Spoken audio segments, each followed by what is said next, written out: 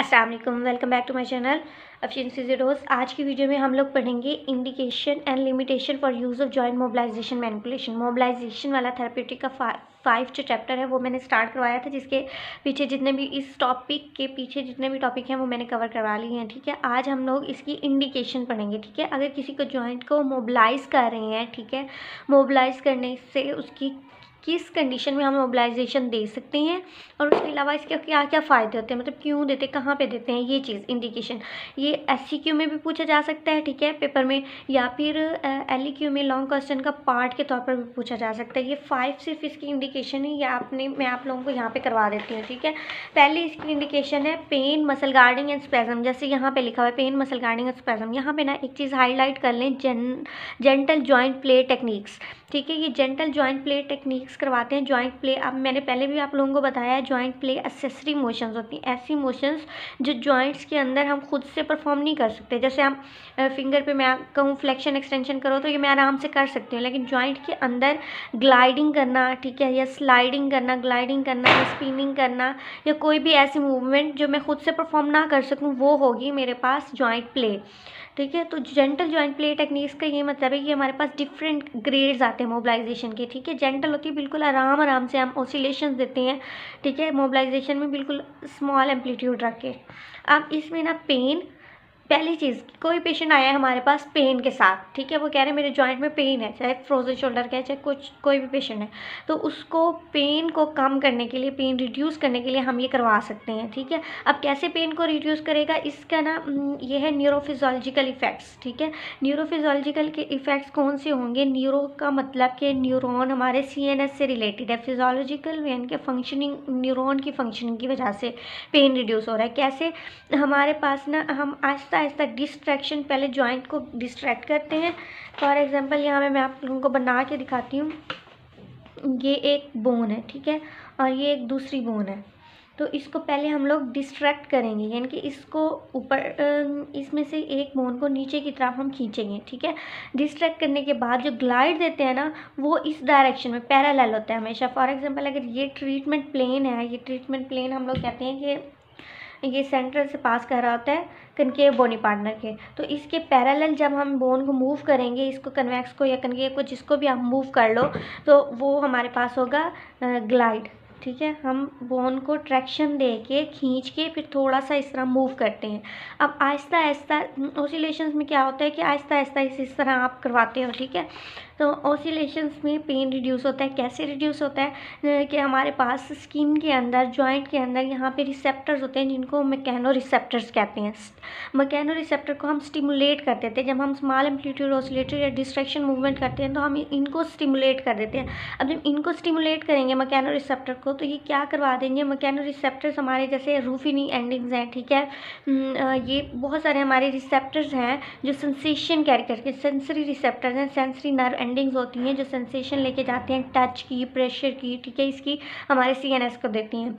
और ये नोसिसेप्टर्स जो होते हैं ये पेन के रिसेप्टर्स होते हैं। ठीक है, पेन की स्टिमुलेशन लेके जाते हैं ब्रेन में। अब ये अगर हम इसको स्टिमुलेट कर देते हैं ना, तो ये फास्टर एक्ट करते हैं। ये लार्ज फाइबर्स होती हैं और नर्व के जो फाइबर्स होते हैं वो लार्ज होते हैं और जल्दी जल्दी जाते हैं। तो जब ये फास्टली मूव करके जाते हैं तो ये इनकी ट्रांसमिशन को इनहिबिट कर देते हैं। ठीक है, नोसिसेप्टिव स्टिमुलाई की, नोसिसेप्टिव क्या है कि पेन की है, तो पेन की अगर सेंसेशन इनहिबिट करेंगे तो पेन जो है उस पर्सन को कम हो जाएगा। ठीक है, ये चीज़ आपकी न्यूरोफिजियोलॉजिकल इफेक्ट्स में आती है। फिर है मैकेनिकल इफेक्ट्स।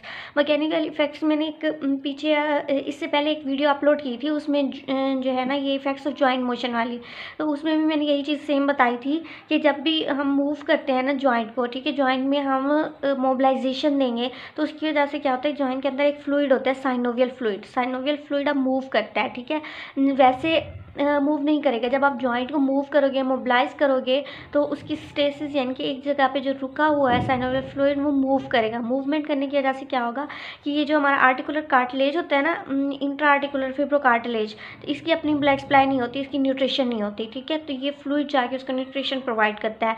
जब ये फ्लूइड जाके मूव करके वहाँ पर उसको न्यूट्रिशन प्रोवाइड करेगा तो हमारा जॉइंट जो है हेल्दी रहेगा।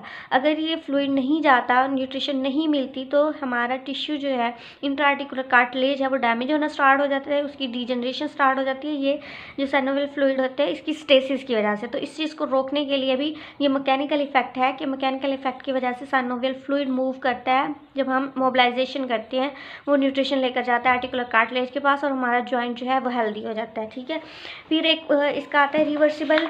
ठीक है, यहाँ पे भी मैंने लिखा हुआ है रिवर्सिबल जॉइंट हाइपोमोबिलिटी। ठीक है, अगर कोई जॉइंट हाइपोमोबाइल हो गया, हाइपोमोबाइल का ये मतलब है कि उसकी रेंज ऑफ मोशन जो है वो कम हो गई है, मूवमेंट्स रेंजेस कम हो गई हैं। अब कौन सा कोई भी आपके पास ऐसा पेशेंट आता है, फ्रोजन शोल्डर के पेशेंट्स अक्सर हमारे पास आते हैं, वो कहते हैं मैं अपने बाजू ना ऊपर नहीं उठा सकता या पीछे नहीं के जा सकता। ठीक है, अक्सर फीमेल्स आती हैं तो वो कहती हैं हम कॉम्बिंग नहीं कर सकते।